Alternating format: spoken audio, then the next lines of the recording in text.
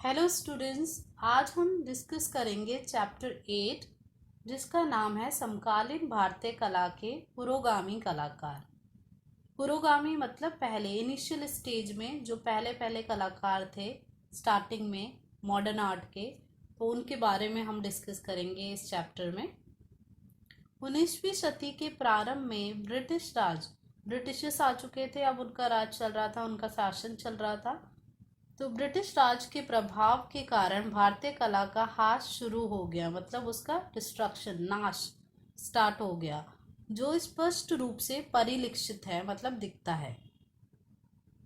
तो वेस्टर्नाइजेशन हो रहा था, आर्ट का भी वेस्टर्नाइजेशन हो रहा था। वेस्टर्न कला से, वेस्टर्न आर्ट से जो इंडियन आर्टिस्ट थे वो प्रभावित हो रहे थे और वो वेस्टर्न कल्चर को अडॉप्ट कर रहे थे, वेस्टर्न आर्ट को अडॉप्ट कर रहे थे। तो इसीलिए जो इंडियन आर्ट था उसका डिस्ट्रक्शन मतलब नाश मतलब स्टार्ट हो गया। दस्तकारी मतलब हस्तकला, दस्तकारी तथा भित्ति चित्र होते हैं जो दीवार पर होते हैं। भित्ति चित्रों की तकनीक व लघु चित्रकला मतलब मिनिएचर पेंटिंग, जो कि मिनिएचर पेंटिंग होती थी मैन्युस्क्रिप्ट्स में, जो कि कला के इतिहास में अद्वितीय मानी जाती थी, उनका लगभग लोप ही हो गया, मतलब उनका वो खत्म ही हो गए।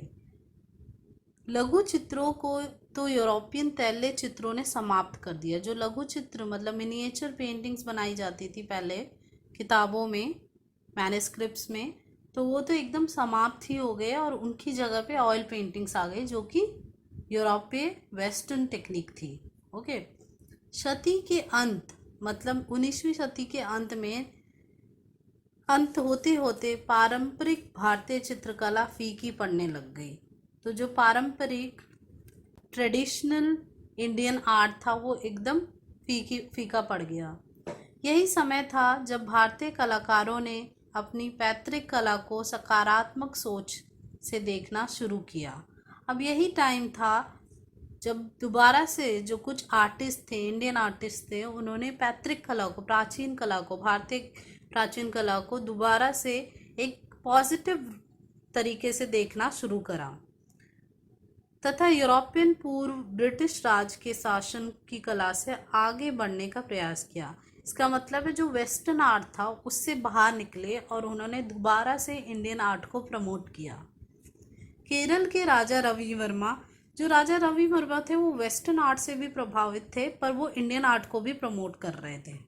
तो केरल के राजा रवि वर्मा पौराणिक विषयों पर आधारित चित्रकला के लिए प्रसिद्ध थे।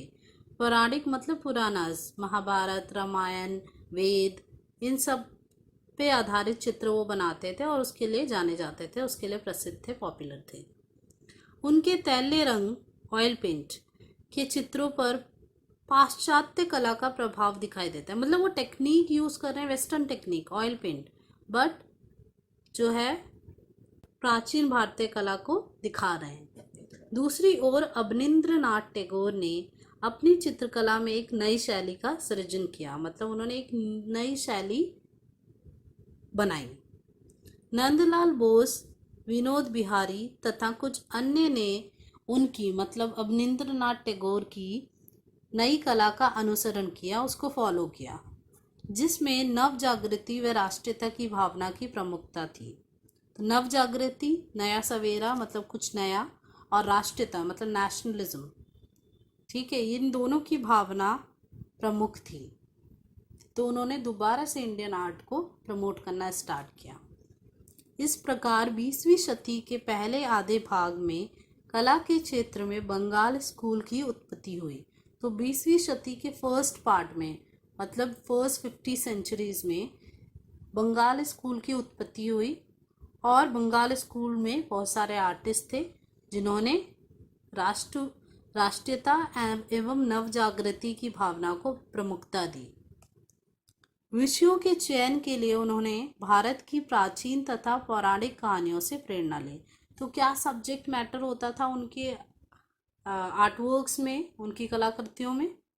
उनकी कलाकृतियों के जो सब्जेक्ट थे वो थे भारत की प्राचीन तथा पौराणिक कहानियों का जो भी उनकी सीन्स होते थे। इन कलाकारों ने पाश्चात्य यथार्थवाद मतलब जो पुराना यथार्थवाद था, रियलिज्म था, को अस्वीकृत कर दिया, मतलब उसको एक्सेप्ट नहीं किया, और भारतीय कला के आदर्शवाद को प्राथमिकता दी। जो भारतीय कला, इंडियन आर्ट था, उसको प्राथमिकता दी। जामिनी रॉय ने अपनी कला में लोक कला को अपनाया। लोक कला मतलब फोक आर्ट, लोगों द्वारा की गई कला, जो हमने पढ़ा भी है एक चैप्टर में, लोक कलाएं। रविंद्रनाथ टैगोर ने अपनी चित्रकला में अभिव्यक्ति मतलब मन के भाव और अभिव्यंजना, इमेजिनेशन को प्रस्तुत किया। इन कलाकारों ने भारतीय तथा चीनी शैली का अनुसरण करते हुए पारंपरिक पानी के रंगों, वाटर कलर, पहले मतलब वाटर कलर यूज होते थे, और जैसे वेस्टर्नाइजेशन होने लग गया तो ऑयल पेंट्स यूज होना स्टार्ट हो गए। तो इन कलाकारों ने भारतीय तथा चीनी शैली का अनुसरण करते हुए पारंपरिक पानी के रंगों तथा तकनीक के साथ प्रयोग किए। उन्होंने अपने प्रयोगों में, एक्सपेरिमेंट्स में, लघु चित्रों मतलब मिनिएचर पेंटिंग्स, भित्ति चित्रों, वही दीवारों पे जो पेंटिंग होती थी, तथा लोक कला से प्रेरणा ली।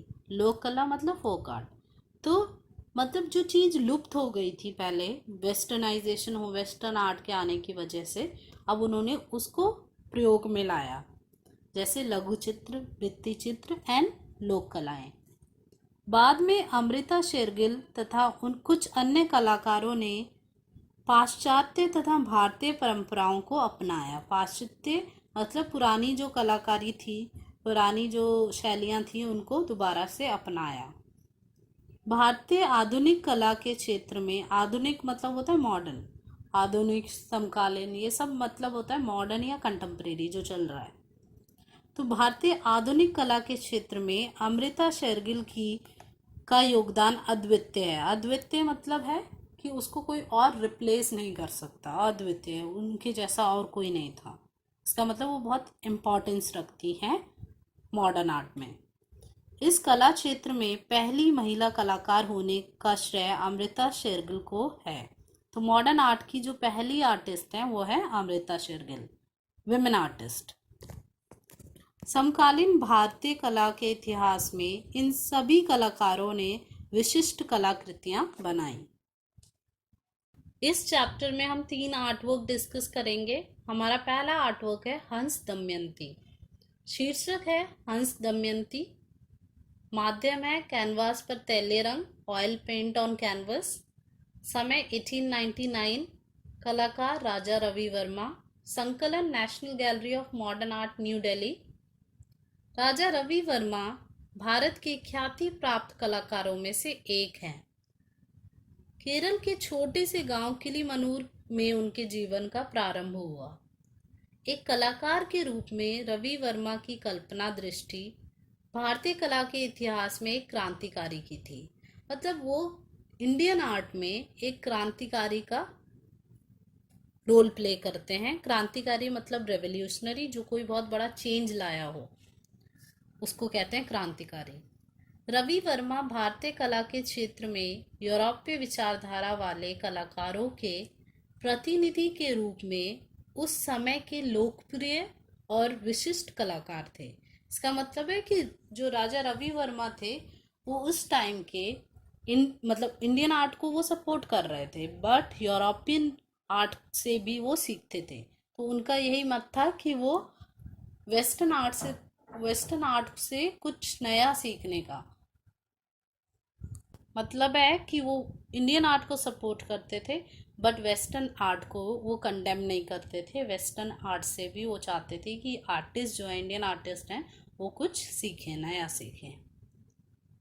पानी तथा तैलीय रंगों की अपनी तकनीक के लिए रवि वर्मा ने खूब ख्याति अर्जित की। मतलब इसके लिए वो जाने जाते थे। पानी, वाटर कलर भी यूज़ करते थे वो, और ऑयल पेंट भी यूज़ करते थे। मतलब वो इंडियन आर्ट भी यूज़ कर रहे हैं, इंडियन आर्ट भी बना रहे हैं, और वेस्टर्न आर्ट की टेक्निक्स को भी यूज़ कर रहे हैं। भारतीय पौराणिक कथाओं, पुरानास की जो स्टोरी थी, कि विस्तृत दृश्य पटल पर पौराणिक कहानियों की न्यायिकाओं, जो विमेन लीडर्स थी उस टाइम की, जो विमेन हीरो, मतलब जो विमेन मेन रोल प्ले करती थी इन कहानियों में, तो उनका वो चित्र बनाते थे, जो रवि वर्मा की कृतियों की विशेषताएं हैं। रवि वर्मा के चित्रों में भारतीय देवी देवताओं के चित्र विभिन्न घरों तथा तीर्थ मंदिरों में अभी भी विद्यमान हैं। तो देवी देवताओं के जो उन्होंने चित्र बनाए हैं वो आज भी लोग वो उन चित्रों को अपने घरों में सजाते हैं, मंदिरों में सजाते हैं। उनके ये चित्र मुद्रित चित्रों में, कैलेंडरों में, पोस्टरों में तथा अन्य प्रख्यात कलाओं तथा रंगीन शिला मुद्रों मूर्तियों में अंकित किए जाते हैं। दुष्यंत शकुंतला, नल दमयंती की कथाओं तथा महाभारत महाकाव्य से लिए गए विभिन्न प्रसंग रवि वर्मा की कलाकृतियों में विशेष स्थान रखते हैं। तो इन सारे से दुष्यंत शकुंतला जो स्टोरी है, नल दमयंती की कथाएं और महाभारत महाकाव्य है जो एपिक है जो हमारा, तो उनसे इन्होंने उनकी जो स्टोरीज हैं उनकी कलाकृतियां दिखाई हैं अपने आर्ट में। हंस दमयंती राजा रवि वर्मा की सबसे अधिक प्रसिद्ध कृतियों में से एक है। इसे 1899 में तैलीय रंगों से बनाया गया था और जब इसे मद्रास, मतलब आजकल जिसको चेन्नई कहते हैं, वहाँ फाइन आर्ट प्रदर्शनी में, मतलब एग्जीबिशन में पहली बार दिखाया गया तो एक सनसनी सी फैल गई। इस चित्र में रवि वर्मा की पाश्चात्य तकनीक का सफल प्रयोग स्पष्ट दिखाई देता है। पाश्चात्य मतलब प्राचीन। यूरोपीय शैली के चित्रों में जो सशक्त अभिव्यक्ति होती थी उसका आकर्षण ही रवि वर्मा की चित्रकला में रूढ़ भारतीय कला के विरोध स्वरूप परिलक्षित होता है। मतलब वो बना रहे हैं Indian art but technique use कर रहे हैं यूरोपियन। तो जो रूढ़िवादी भारतीय कलाकार थे, जो कंजर्वेटिव थे, जो नया कुछ लर्न नहीं करना चाहते थे, मतलब वो सपोर्ट नहीं कर रहे थे वेस्टर्न आर्ट को, यूरोपियन आर्ट को, तो उनके विरुद्ध ये एक आर्ट था। रवि वर्मा के द्वारा चित्रित सभी आकर्षक और सुडौल स्त्रियों में से दमयंती को सबसे खूबसूरत स्त्री के रूप में चित्रित किया गया है। तो उन्होंने बहुत सारी स्त्रियों, मतलब नायिकाओं के चित्र बनाए हैं, बट जो ये दमयंती का चित्र है वो सबसे ज़्यादा सुंदर चित्र में के रूप में देखा जाता है।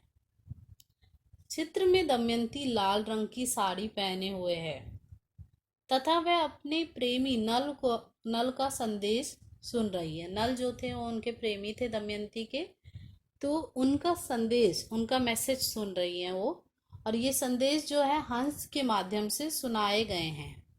हंस नल के बारे में बताता है तथा दमयंती के प्रति उसके प्रेम का बखान करता है।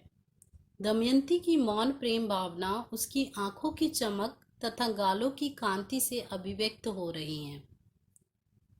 मतलब उसका जो इमोशन है लव का, प्रेम का, वो उसकी आंखों से और गालों से दिख रहा है। उसका रूप कोमल, गरिमापूर्ण तथा सुंदर है, जिसके कारण वह बहुत आकर्षक लग रही है।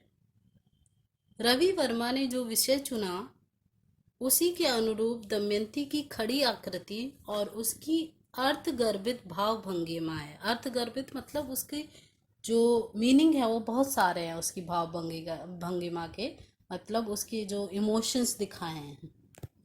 पाश्चात्य कला के प्रभाव में आकर रवि वर्मा ने इस चित्र में तैलीय रंगों का प्रयोग किया है।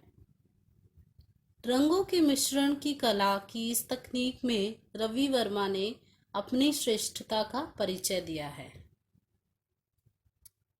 तो मतलब वेस्टर्न आर्ट के प्रभाव में आकर रवि वर्मा ने इस चित्र में ऑयल पेंट का यूज किया है और रंगों का मिश्रण किया है, वही इस कला की तकनीक है, मीडियम है। रवि वर्मा ने पारंपरिक भारतीय कला और समकालीन तंजावुर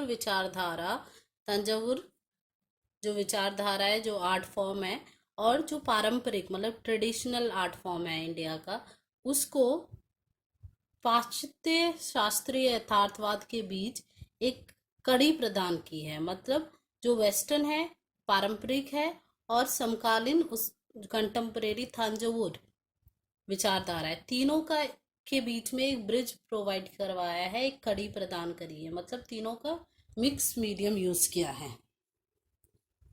रवि वर्मा भारत के केवल एक महान कलाकार ही नहीं हैं, वे एक देशभक्त भी हैं। तो जैसे पहले बोला मैंने कि नेशनल मूवमेंट में भी उन्होंने बहुत बड़ा योगदान दिया था और उन्होंने जो इंडियन आर्ट है उसको भी प्रमोट किया। राजा रवि वर्मा का देहावसान 2 अक्टूबर 1906 को हुआ, मतलब उनकी डेथ जो हुई वो 2 अक्टूबर 1906 में हुई। इसके कुछ क्वेश्चंस हैं। पहला क्वेश्चन है, हंस दमयंती का माध्यम क्या है? तो इसका माध्यम है कैनवास पर तैलीय रंग, oil paint on canvas. Second है, चित्र में क्या दर्शाया गया है? चित्र में नल द्वारा दिया गया संदेश दमयंती सुन रही है। किसके द्वारा? नल द्वारा संदेश दिया है और सुना कौन रहा है? हंस। फिर नेक्स्ट क्वेश्चन है, रवि वर्मा ने कौन सी कड़ी जोड़ी है? तो रवि वर्मा ने पारंपरिक भारतीय कला तथा पाश्चात्य यथार्थवाद के बीच की कड़ी को जोड़ा है। नेक्स्ट क्वेश्चन है, अपनी कला को प्रस्तुत करने में रवि वर्मा ने किन तरीकों को अपनाया? तो उन्होंने रंगीन शिला मुद्रा, जिनको ऑलियोग्राफ कहा जाता है, को अपनाया, मतलब ऑयल पेंटिंग। फिर नेक्स्ट हमारा आर्टवर्क है ब्रह्मचारीज। शीर्षक क्या है? ब्रह्मचारीज। माध्यम है कैनवस पर तैलीय रंग। समय 1938। कलाकार है अमृता शेरगिल। संकलन कहाँ रखा गया है? National Gallery of Modern Art, New Delhi. सामान्य विवरण, 20वीं शती में भारत में समकालीन कला क्षेत्र में अमृता शेरगिल की उपस्थिति एक महान घटना मानी जाती है। इसका मतलब है मॉडर्न आर्ट में अमृता शेरगिल जो हैं उनका बहुत बड़ा स्थान है। उनके पिता का नाम सरदार उमराव सिंह शेरगिल था तथा माँ हंगरी की नागरिक लेडी अंतोइनेट थी, मतलब हंगेरी से थी वो, यूरोप से थी उनकी माता। अमृता ने अपने जीवन के प्रारंभिक वर्ष यूरोप में गुजारे तथा पेरिस में उच्च स्तरीय कला की सर्वोत्तम शिक्षा प्राप्त की। तो पेरिस से उनकी शिक्षा थी। उत्तर प्रभाववादी कलाकारों से वह बहुत प्रभावित थी। तो जो इम्प्रेशनिस्ट कलाकार थे, इम्प्रेशनिस्ट आर्टिस्ट थे, उनसे वो प्रभावित थी। उन कलाकारों में मोदिग्लियानी तथा गॉगिन शामिल थी। वह 1921 में भारत आई। वह अजंता के भित्ति चित्रों, अजंता की जो वॉल पेंटिंग्स हैं उससे, तथा कांगड़ा के उत्कृष्ट लघु चित्रों, कांगड़ा के जो मिनिएचर पेंटिंग है उनसे बहुत प्रभावित हुई तथा उनसे प्रेरणा प्राप्त की। मतलब उनसे वो प्रभावित हुई और उनसे प्रेरणा प्राप्त करना मतलब उन्होंने उससे लर्न किया और उस चीज़ को अडॉप्ट किया। पात्रों के चेहरे पर जो भाव प्रदर्शित किए वे अमृता के अपने निजी अन्वेषण तथा प्रयोग थे। जो भाव, जो इमोशंस वो अपने कलाकृतियों में पात्रों के चेहरों में दिखाती थी, मतलब जो उनके ह्यूमन फिगर्स थे उनमें जो वो इमोशंस दिखाती थी वो उनके खुद के एक्सपेरिमेंट्स थे। अमृता की कलाकृतियाँ आसपास केवल प्रतिरूप ही नहीं हैं, तो मतलब आसपास का प्रतिरूप ही नहीं है, उनके खुद के एग्जाम्पल्स, खुद के एक्सपेरिमेंट भी हैं। उन कृतियों में उनका सूक्ष्म दर्शन झलकता है। सूक्ष्म दर्शन मतलब डिटेल, जो वो हर चीज़ को ऑब्जर्व करती थी। और उनके प्रस्तुतिकरण में, मतलब कैसे उन्होंने प्रेजेंट किया, अपने कलाकृतियों में दिखाया जो उन्होंने ऑब्जर्व किया, रंगों, आकार तथा भावनाओं के अपूर्व संयोजन से। ठीक है। दक्षिण भारत के दौरे से उन्होंने बड़ी प्रेरणा प्राप्त की। जब वो साउथ इंडिया गई, दक्षिण भारत गई, वहाँ से भी उन्होंने बहुत प्रेरणा प्राप्त की। उन्होंने, जिसके फलस्वरूप उन्होंने दुल्हन का श्रृंगार नामक चित्र बनाया। इसी प्रकार ब्रह्मचारी तथा बाजार जाते हुए दक्षिण भारतीय ग्रामीण नामक चित्रों की रचना की। अमृता शेरगिल ने दी ब्रह्मचारीज को 1938 में बनाया। यह चित्र अमृता की परंपरावादी दक्षिण भारत में अभी भी प्रचलित हिंदू प्रथाओं तथा विश्वास और आस्थाओं की समझ का एक सुंदर उदाहरण है। मतलब जो दक्षिण भारत, साउथ इंडिया में जो ट्रेडिशनल चीज़ें हैं, हिंदू प्रथाएं हैं, विश्वास हैं, आस्थाएं हैं, उनका एक सुंदर उदाहरण है ये चित्र। इस चित्र में 5 पुरुष आकृतियां दिखाई गई हैं। अमृता ने एक आश्रम में कुछ ब्रह्मचारी विद्यार्थियों को देखा। उन्होंने उन ब्राह्मण विद्यार्थियों की सहजता को देखकर, सिंप्लिसिटी, अपने चित्र में चित्रित किया, जिसके पीछे उन ब्रह्मचारी विद्यार्थियों की हिंदू आस्थाओं पर पूर्ण विश्वास चित्रित किया गया है। इस चित्र को समतल धरातल पर, प्लेन धरातल पर सीधे खड़े रूप में चित्रित किया गया है। शरीर के विभिन्न रंगों को काफी महत्व दिया गया है। मतलब कहीं पे डार्क, कहीं पे लाइट, तो सारे रंगों को बहुत महत्व दिया गया है। गहरे लाल रंग की पृष्ठभूमि, मतलब जो बैकग्राउंड है वो गहरे लाल रंग का है। सफेद धोतियां हैं। हरा और भूरा सा तटस्थ अग्रभाग है, जो आगे का भाग है। तटस्थ मतलब होता है न्यूट्रल। इस संपूर्ण संयोजन की प्रशांतता में कोई व्यवधान पैदा नहीं करते हैं। तो मतलब सारी चीजें अलग अलग हैं, बट इसकी जो प्रशांतता है, कामनेस है, उसमें कोई व्यवधान पैदा नहीं कर रहे। धोतियों के सफेद रंगों में विविधता है, मतलब डिफरेंस है। यद्यपि रंग भिन्न है, परंतु इनकी भिन्नता इतनी सूक्ष्म, मतलब बहुत कम है कि एक रूपता का एहसास होता है, कि हमें लगता है कि सारे रंग एक ही हैं जो धोतियों के।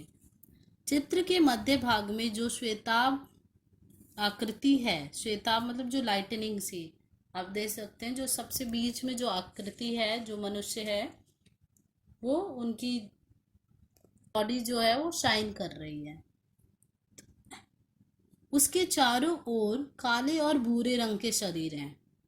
बाकी जो शरीर हैं वो काले और भूरे रंग के हैं। गहरी लाल पृष्ठभूमि को बड़ी सावधानी से बनाया गया है।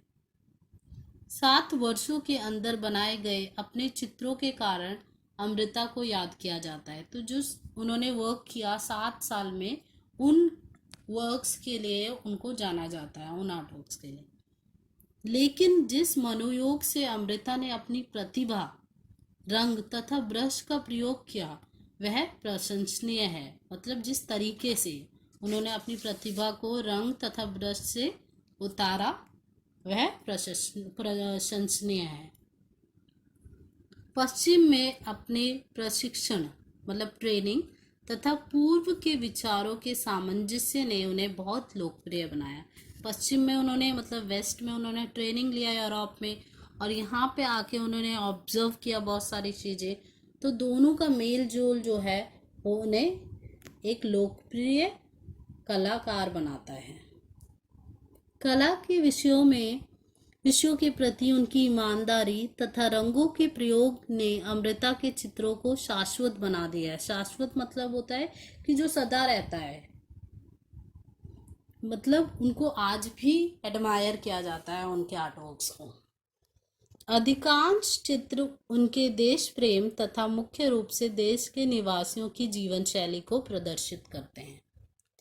अपने समकालीन चित्रकारों में अमृता सबसे युवा चित्रकार थी, यंग थी। अपने टाइम के चित्रकारों के बीच में सबसे यंग थी, और उनका जीवन काल भी बहुत छोटा था, शॉर्ट था, अल्पकालीन था। 1913 में उनका जन्म हुआ और 1941 में उनकी डेथ हो गई थी। मतलब वो 28 ईयर्स की थी जब उनकी डेथ हुई। तो इतनी छोटी टाइम पीरियड में, इतनी छोटी लाइफ स्पेन में उन्होंने बहुत नाम कमा लिया था। तो इसके कुछ क्वेश्चंस हैं। पहला क्वेश्चन है, अमृता को किस यूरोपीय शैली ने सर्वाधिक प्रभावित किया? तो उनको उत्तर प्रभाववादी शैली ने प्रभावित किया था। ब्रह्मचारीज नामक चित्र में कितनी आकृतियां हैं? तो ब्रह्मचारीज नामक चित्र में 5 आकृतियां हैं। ब्रह्मचारीज नामक चित्र की क्या विशेषताएं हैं? तो उसकी विशेषता है समतल तथा ऊर्ध्वाधर परिस्थितियों में उभरते आकार। नेक्स्ट है, यह चित्र किस वर्ष में चित्रित किया गया? तो यह चित्र 1938 में बनाया गया था, 1938 में। हमारा तीसरा आर्टवर्क है द एट्रियम। शीर्षक द एट्रियम, माध्यम कागज पर पानी के रंग वाटर कलर, समय 1920, आकार 12.5 बाय 9.5 इंच, कलाकार गगनेंद्र नाथ टैगोर, संकलन रविंद्र भारती सोसाइटी जोरासंको कोलकाता। सामान्य विवरण, गगनेंद्र नाथ टैगोर का जन्म 1867 में कोलकाता के टैगोर परिवार में हुआ। अपने समकालीन भारतीय चित्रकारों के मध्य उनका एक अग्रणी स्थान था, बहुत महत्वपूर्ण स्थान था। ठीक है, समकालीन मतलब कंटेम्प्रेरी, मॉडर्न इंडियन आर्टिस्ट के बीच में उनका एक महत्वपूर्ण स्थान था। 1910 से 1921 के दौरान टैगोर की प्रमुख कृतियों में हिमालय पर्वत की श्रृंखलाओं का चित्र, कलाक्रम में चैतन्य की जीवन गाथा तथा भारतीय जीवन को दर्शाते हुए चित्र हैं।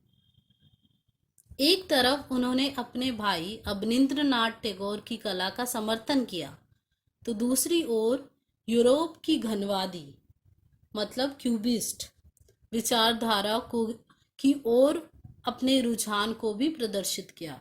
तो मतलब अवनींद्र नाथ टैगोर जो कि इंडियन आर्ट को सपोर्ट कर रहे थे, तो गगनेंद्र नाथ टैगोर अपने भाई अवनींद्र नाथ टैगोर के समर्थन में भी थे, बट वो यूरोपियन आर्ट जो क्यूबिज्म था उसकी तरफ भी उनका रुझान था। बाद में अपने जीवन के अंतिम वर्षों में उन्होंने स्पष्ट रूप से अपनी एक स्पष्ट अलग शैली बना ली तथा अपनी छाप के घनवाद को विकसित किया। मतलब अपना एक अलग घनवाद, एक क्यूबिज्म का एक अलग फॉर्म उन्होंने विकसित किया, बनाया।